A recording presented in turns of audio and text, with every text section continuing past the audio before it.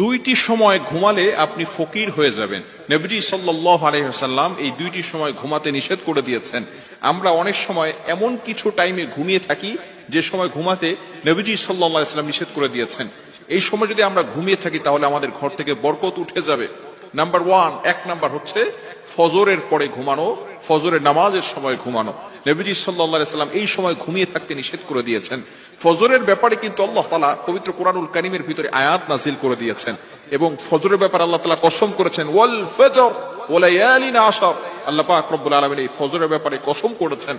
শুধু তাই নয়, এই সময় কিন্তু আসমান থেকে ফেরেশতারা রহমত নাজিল করেন এবং রিজিক নিয়ে প্রত্যেকটা ঘরে ঘরে পৌঁছে যান।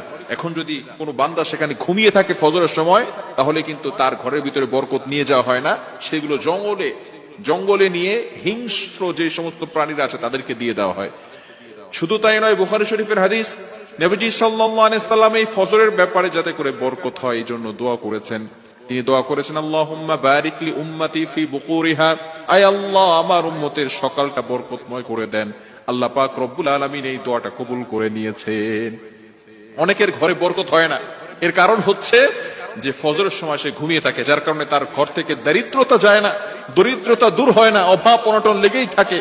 টাকা ইনকাম করে ঠিকই, কিন্তু অভাব অনটন যায় না, সে ফজরের সময় ঘুমিয়ে থাকে। এই জন্য অবশ্যই ফজরের সময় ঘুমানো যাবে না এবং ফজরের পরে ঘুমাবেন না।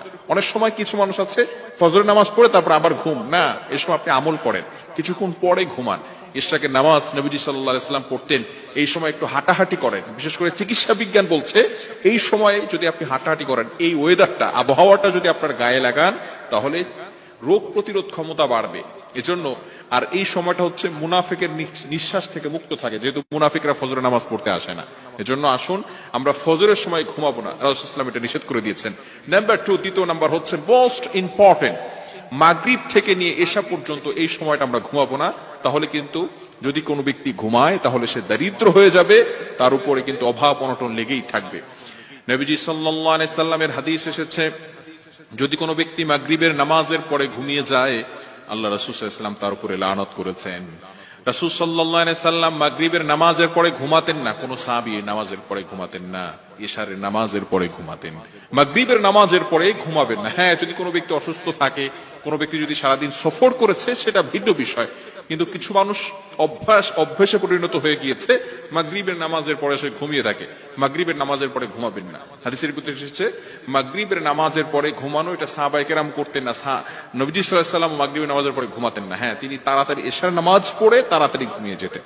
কিন্তু আমরা মাগরিবের নামাজ পড়ে একটু ঘুমাই, আবার দেখা যাচ্ছে সারা রাত ধরে